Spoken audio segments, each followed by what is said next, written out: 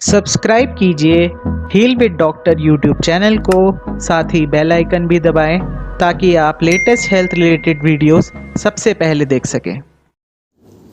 Hello everyone. आज की video में हम बात करेंगे अब्दालत डेविस फैरेज सिंड्रोम के बारे में।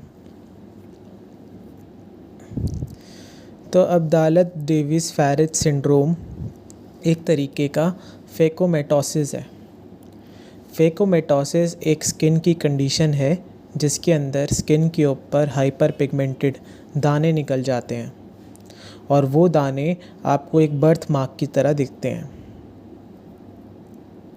इस इमेज में आप क्लियरली देख सकते हैं कि चेहरे पे किस तरीके से हाइपर पिगमेंटेड यानी ज़रूरत से ज़्यादा कलर तेज़ के दाने निकल जाते हैं और इसी कंडीशन को हम बोलते हैं अब्दालत डेविस फैरेज सिंड्रोम। ये एक तरीके का उसका टाइप है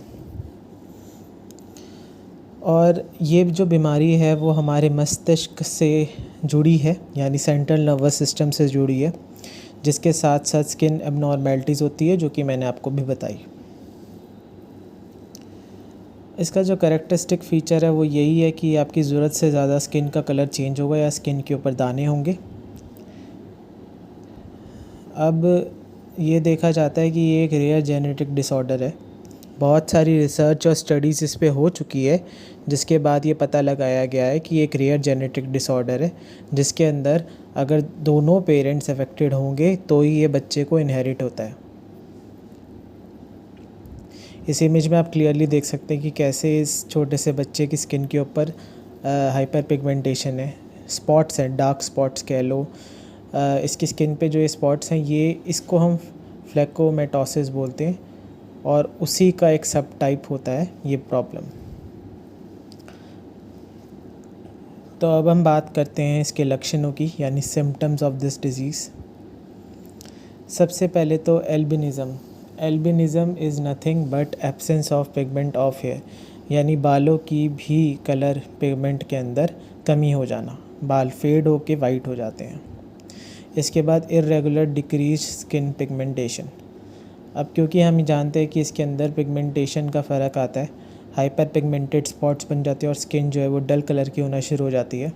इसी वजह से इर्रेगुलर डिक्रीज स्किन पिगमेंटेशन। इसके बाद हम बात करते हैं एक्सेसिव फ्रेकलिंग की। फ्रेकलिंग क्या होता है? बर्थ स्पॉट मान लो या फिर हाइपर पिगमेंटेड स्पॉट्स। इस इमेज में आप क्लियरली देख सकते हैं जो आँखों के नीचे ये हाइपर पिगमेंटेड स्पॉट्स हैं इसको हम बोलते हैं फ्रेकल्स। तो एक्सेसिव फ्रेकलिंग इसका बहुत बड़ा सिम्टम है। इसके बाद हम बात करते हैं इनसेंसिटिविटी टू पेन। पेशेंट को उस एरिया के अंदर पेन फील नहीं होता क्योंकि इसके अंदर हमारा मस्तिष्क यानी सेंट्रल नर्वस सिस्टम और नसें इन्वॉल्व रहती हैं। इसके बाद हम बात करते हैं पैरालिसिस और क्वाड्री पैरालिसिस। कहने का मतलब पेशेंट के हाथ पैरों में से जान चली जाती है।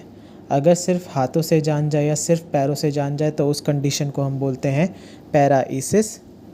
लेकिन अगर किसी पेशेंट के अंदर हाथों और पैरों के अंदर दोनों में ही जान इकट्ठी चली जाए तो उस कंडीशन में हम उस पेशेंट को कहते हैं उसे क्वाड्री पैरालिसिस होता है।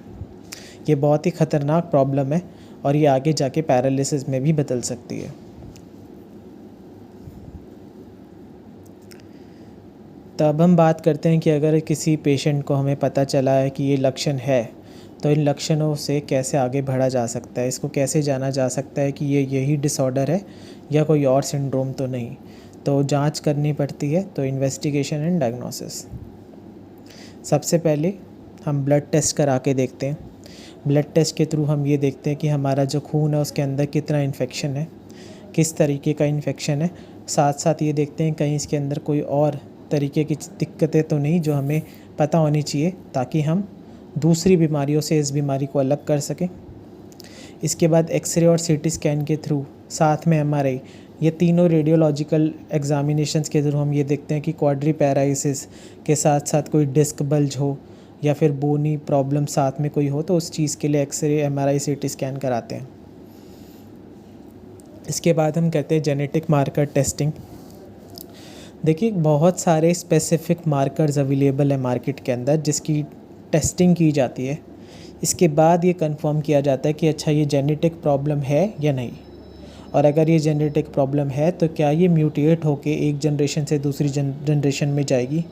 कहने का मतलब कि अगर ये बीमारी एक माता पिता से बच्चों में जा सकती है तो उसका जेनेटिक टेस्टिंग में हमें पता चल सकता है। अगर आप मेरे चैनल पे नए आए हैं तो प्लीज़ इस चैनल को लाइक करें, सब्सक्राइब करें और सारी वीडियोस को शेयर करें ताकि मैं मोटिवेटेड रहूं आपको रेयर जेनेटिक डिसऑर्डर्स के ऊपर कंटेंट लाने में।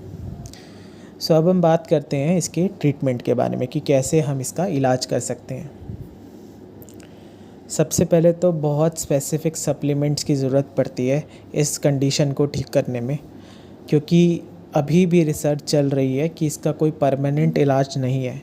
क्योंकि ये रेयर जेनेटिक डिसऑर्डर है तो इसके ऊपर अभी भी रिसर्च चल रही है और अभी तक भी इसका कोई इलाज नहीं मिला है। लेकिन फिर भी हमें इसे मैनेज करना ज़रूरी है, क्योंकि यदि अगर हम इसे मैनेज नहीं करेंगे तो ये बीमारी आगे जाके और दूसरी बीमारियों को जन्म देगी, जिसकी वजह से इंसान का शरीर बिल्कुल ख़राब हो जाएगा और वो बेड पे आ जाएगा। इसी वजह से स्पेसिफ़िक सप्लीमेंट, मेडिकल सपोर्ट, जैसे अब उन पेशेंट में बीपी, डायबिटीज़ जैसी बीमारियां हो सकती है, क्योंकि उनका धीरे धीरे खाने का मन नहीं करेगा, डाइजेस्टिव सिस्टम इम्प्रॉपर होगा, तो ये सब दिक्कतें आ सकती हैं। इसके बाद फेस के ऊपर जो दाने हैं उसके लिए स्पेसिफ़िक सप्लीमेंट्स और फेशियल रिकन्स्ट्रक्शन सर्जरीज़ होती हैं, जिसे हम आम भाषा में प्लास्टिक सर्जरीज़ बोलते हैं। Last but not the least, इस जेनेटिक डिसऑर्डर को अगर आपको मैनेज करना है तो आपको फ़िज़ियोथेरेपी का सहारा लेना बहुत ज़रूरी है। फ़िज़ियोथेरेपी बहुत इम्पॉर्टेंट रोल प्ले करता है जेनेटिक डिसऑर्डर्स को ठीक करने में, क्योंकि इस प्रॉब्लम में हमें क्वाड्रीपैराइसिस और पैराइसिस हो सकता है। इस कंडीशन के अंदर धीरे धीरे पेशेंट की मांसपेशियाँ कमज़ोर होने लग जाती है, उसको सेंसेशन कम आने लगती है और वो आगे जाके पैरालिसिस में बदल सकता है। तो आपका फिजियोथेरेपिस्ट आपकी मांसपेशियों को रिलैक्स करके उन्हें मजबूती देता है। कुछ ऐसी एक्सरसाइजेज़ और हाई एंड टेक्नोलॉजी जैसे dry needle, cupping therapy, facial release को इस्तेमाल करके आपकी मांसपेशियों को वापस से रीडेवलप करवाता है। तो इन सभी टेक्निक्स के साथ मिलकर आपकी वो काउंसलिंग भी करता है, जिसके बाद आप अपने लाइफ में अपफ्रंटली इस डिज़ीज़ के साथ जी सकते हैं। साथ ही साथ वो आपको सपोर्ट, ब्रेस वगैरह भी प्रोवाइड करता है कि अगर आपका जैसे धीरे धीरे क्वाड्रीपैराइसिस हो गया तो आप अपनी रोज़ की ज़िंदगी के काम किस तरीके से कर सकते हैं। आर्गोनॉमिक केयर भी वही बताता है। तो एक फ़िज़ियोथेरेपी का बहुत इंपॉर्टेंट रोल प्ले करता है इस डिज़ीज़ में। अगर आप चाहते हैं कि आपको फ़िज़ियोथेरेपी की ऑनलाइन सेशंस दूँ मैं, या फिर आपको स्पेसिफ़िक सप्लीमेंट रिलेटेड इन्फॉर्मेशन चाहिए कि क्या मेडिकल सपोर्ट इस पेशेंट को देना चाहिए, तो आप नीचे दिए गए व्हाट्सएप नंबर पे मुझे मैसेज कर सकते हैं, मुझसे बात कर सकते हैं। Thank you. तो आई होप आपको ये वीडियो पसंद आई होगी। इस वीडियो को लाइक करें एंड शेयर करें ज़्यादा से ज़्यादा। साथ ही कमेंट सेक्शन में अपने डाउट्स बताएं मुझे, ताकि मैं उन्हें बहुत जल्दी से जल्दी क्लियर कर पाऊँ। Thank you and wish you a very happy and healthy life ahead.